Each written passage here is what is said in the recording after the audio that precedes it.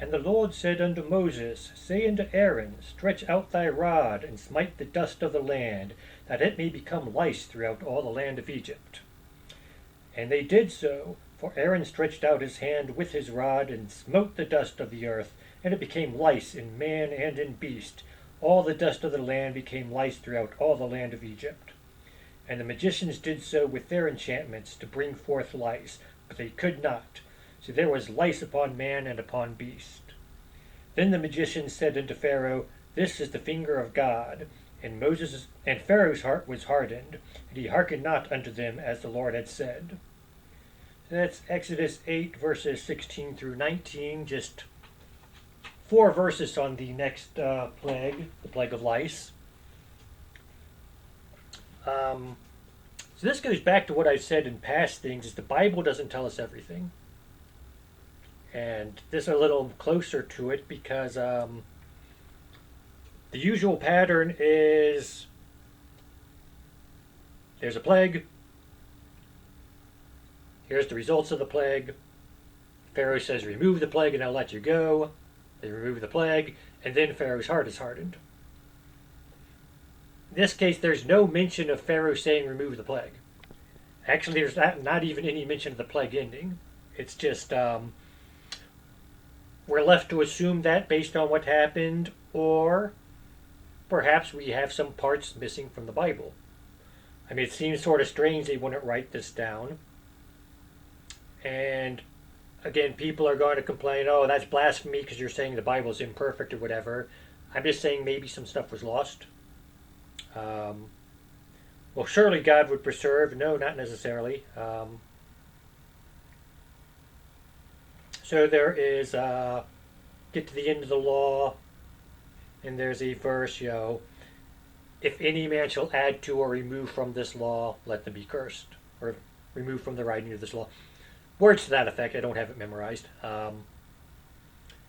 So is that what I'm doing here? And I would answer no. I'm just suggesting maybe at one point something got lost.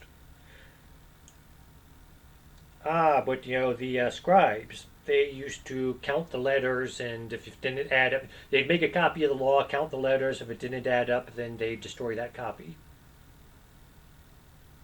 Yes, they did. But when did they start doing that? The law itself doesn't say count the letters of the law. It just says don't add to or subtract from it. That's something that got added later. First mention of scribes in the Bible is around the time of the kings. I think Solomon's the one who actually sort of officiated and organized the priesthood more. So before then, something could have been lost. The very fact that God would put a curse on someone who does add to or remove from it implies the possibility that someone will try to add to or remove from it.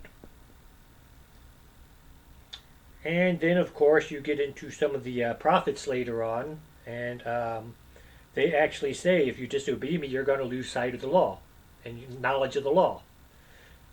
And Israel disobeyed. So the idea that it was preserved 100%, if you believe the Bible, then you have to believe the possibility that there's parts of the Bible we don't have. Not saying that we don't have it all, but considering the possibility. So in fact, my suggesting that we might not have all the information is actually less of me adding to or removing from it than someone's, insisting that we must have it all. Because again, the Bible itself says you're going to lose information, or you might lose information. So anyway, there's that. And again, I believe the Bible for the most part. I believe God would have preserved the most important parts for us. So I'm not saying, the Bible is worthless. It's still very useful. I'm just saying there's a lot of gaps in there where we shouldn't be so dogmatic on, well, the Bible definitely says this, when there's reason to believe there are some gaps there that, it doesn't tell us everything. And it's not blasphemous to say that it doesn't tell us everything or to acknowledge that. But back to the lice, because there's some other stuff going on here. Now, so the magician said, this is the finger of God.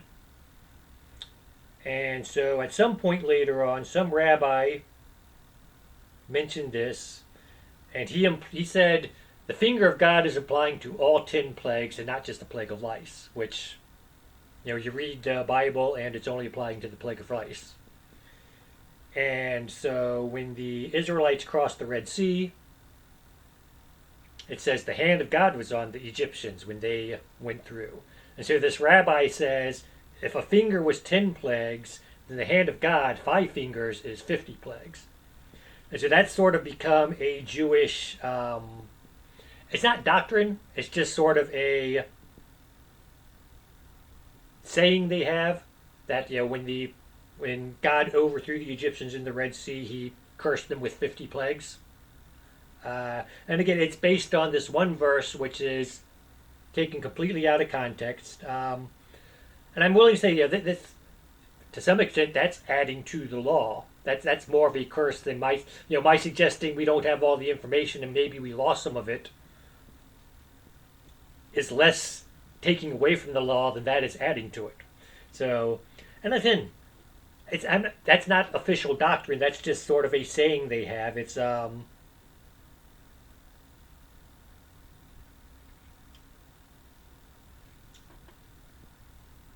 not something I'm really going to criticize them for. Although, like I said, from just a straight analysis of the text, it's a little wonky. So, like I said, never says the plague ended. I'm assuming it did, obviously, because it seems we'd still be hearing about it. So again, something else that the Bible doesn't tell us. It doesn't tell us that the plague of lice ended, but it probably did. And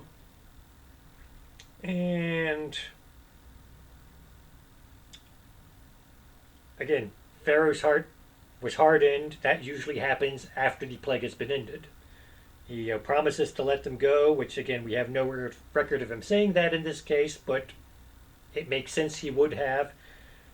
The plague ends, his heart is hardened. Here it just skips straight to his heart was hardened. It is possible when the magicians told him this is the finger of God, we can't duplicate this plague, so this must be the gods working.